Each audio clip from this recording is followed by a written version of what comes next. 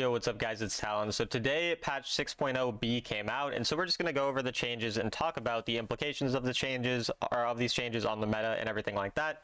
So getting right into the champion changes, the first one we have is Rumble. The Rumble did feel a bit weak to me as well. He didn't feel like the strongest champion. Normally champions on release, they're pretty dang broken most of the time, and so Rumble felt pretty balanced, honestly, but they're trying to make him a bit tankier, a bit stronger. They're buffing the shield value, the AP scaling on the shield, the movement speed bonus on the shield, and then the shield value and movement speed bonus gained with Danger Zone are now going to be 150% of the base value. So overall, obviously just basically getting better shielding, better survivability, and some movement speed on Rumble. I don't really think this is going to do anything that crazy to him. I still think he's going to be around mid-tier in terms of lane, like laners. I think he's an okay laner. His scaling's fine, but he doesn't really feel like he excels anywhere. So just kind of an average champion in the meta right now overall. Next up, we have Kalista getting a buff, which makes sense because her overall damage and just kind of scaling and everything has been pretty poor overall. So the passive on her second ability is getting buffed. If you don't know what the passive is, basically when she's within, I think it's 800 range of the ally that she oath swarmed, you know, the one that she can ultimate and everything, she gets bonus damage if they both deal damage to the same target within 4 seconds. And so they're buffing that passive damage to go from 14 to all the way up to 17% scale targets, or of the target's max health, to anywhere from 16 to 19% of the target's max health. So this is going to be especially good into tanks, of course, because it's based on their max health, which is exactly what she needs based on the fact that tanks got a lot stronger, and she's not really doing the best into tanks right now. And then the cooldown of that is now going from 10 seconds to 8 seconds as well.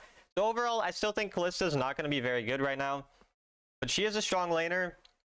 So if you need a really strong laning champion early game with a champion like Nautilus or Leona, she's playable. You can lock her in, and she's going to do a bit better into these tankier champions now. But still, overall, I don't think Kalista is very good right now. After that, we have Evelynn getting a buff, specifically on her ultimate damage, getting especially large of a buff in the early game, and the later game is a smaller buff.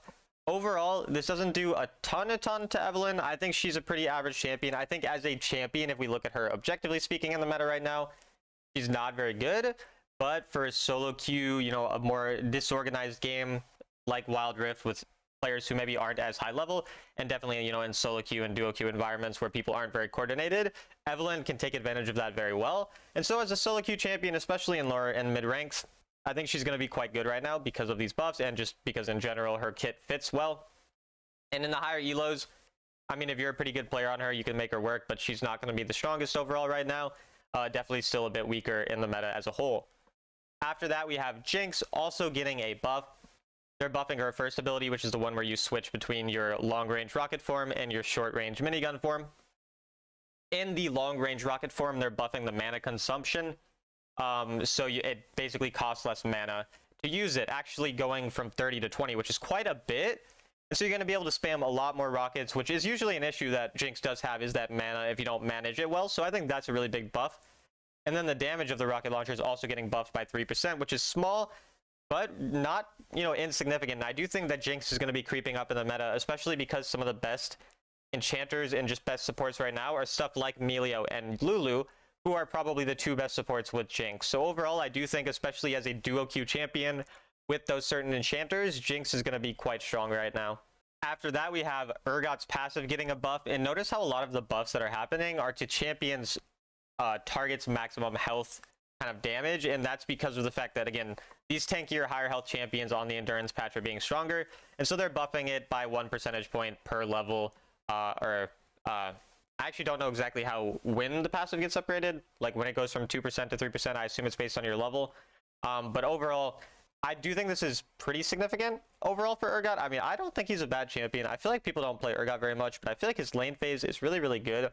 And he's still not a bad champion later on in the game. I think he's a bit clunky and awkward to play.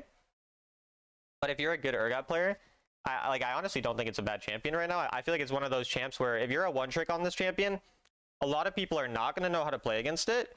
And with this buff, I mean, you're going to do pretty well. You already do really well in the early lane, and you're going to be better in terms of scaling and everything too. So if you guys, you know, like Urgot, or it's a type of champion you like, even though I don't think he's going to necessarily be super meta, I think he's a champion that can work out really well if you're really good on him. And then going on to Riven. Riven's getting a buff on the first ability, mostly due to the fact that Riven in the endurance patch as well kind of struggles just with damage overall. I still think this champion's broken, but I think people just suck at the game, frankly. So I don't think it should get a buff, but I think its win rate's probably really low because people are really bad at a champion like Riven. So the first ability damage is getting buffed at every level, and then it's doing less damage to monsters in the jungle, so that the jungle clear is going to be nerfed. And then the shield value of the third ability is getting buffed as well. So basically, Baron lane Riven getting buffed, jungle Riven clear speed getting nerfed. Overall, I just don't know why Riven has resets on her ultimate. Like, still to this day, I don't know why that's a thing. And so to me, that just makes her like crazy broken. And so I'm not a fan of these buffs. However, like I said, it makes sense to me, and I see the logic behind it because people aren't very good on the champion. So definitely, if you're a really good Riven player, I mean, you're going to feel really, really happy with these changes. If you're a top laner, maybe if you're a jungler, you're going to be a bit less happy. Overall, I think Riven is really solid in the meta, though, if you are good on her. And then moving on to Camille, her second ability is getting a small nerf. So again, notice how they're always targeting these max health things, right? And so Camille, she's really good into these tanks, and so they nerf the max health on her second ability. Overall, Camille, top 2 top laner in the game. After this change, I still think she's going to be top 2, top 3. Honestly, I've been more leaning towards her being the best over Darius, even like the more that I kind of play the game and think about it. But overall, yeah, no, I think Camille's still going to be really strong. I don't think these changes hurt her too much. Obviously, the damage is not going to be, you know, you're not going to be happy about feeling that if you're a Camille player, but I don't think it really matters, and I still think she's really, really strong right now.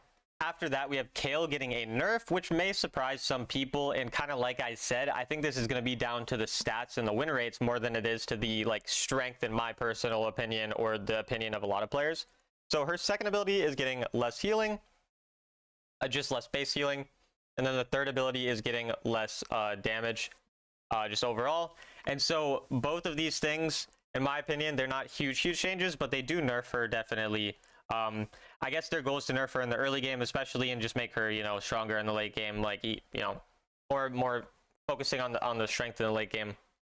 So she's gonna have some less sustain in the early game, which is gonna make her kind of bad in the top lane, honestly. But overall, to me, Kale's strength is jungle. I think Kale is only a good champion in the jungle, and I think in jungle, if Kale doesn't get punished pre-level 5, then Kale is amazing in the jungle overall, but every other role kind of sucks.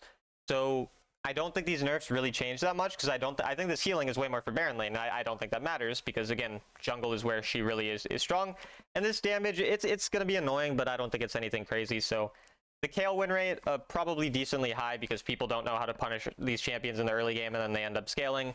But overall, I don't think these changes are a big deal for Kale. I still think Kale is a pretty good champion in the jungle, pretty mediocre everywhere else. And then I'm sure most people are happy about this, but the best champion in the game, Amumu, is getting nerfed, especially the damage. So more of the AP version of Amumu is getting especially nerfed. They're nerfing the base damage of the second ability by 5 per level. Then they're also nerfing the bonus damage per second by a little bit base, and then more on the AP scaling. So overall, they're also nerfing the ultimate damage from 80% to 70% AP scaling. So to me, I think the tank Amumu is going to be usually the go-to now. And I still think Amumu is going to be really strong. I still think you can go AP in the same situations it was like useful in before, just not going to be as great. I think this champion will still be extremely powerful.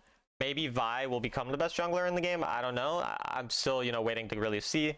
But overall, yeah, I don't think these changes are anything crazy, but they're definitely sizable. Like, they're significant, and they will make this champion not feel so absurdly broken, but still going to be really strong overall, in my opinion. And then the last champion change, Saraka's second ability, the ability that heals, is now going to have 1 second higher cooldown every level. Honestly, not a crazy change. I still think she'll be strong, but nerfing the overall healing output, it will make her worse. I don't think her place in the meta changes a whole lot, though. And then the final change, gameplay related, is Baron will now, they shorten the time that it takes for the Baron to join combat, so basically it'll start damaging you faster. And now the thing that polymorphs you for no reason, now that only polymorphs you for 1 second instead of 2. Don't know why that polymorph exists, but it does for some reason. At least it lasts a little shorter now. But overall, that's it for the patch. Let me know what you guys think about the patch, and I'll see you guys in the next video.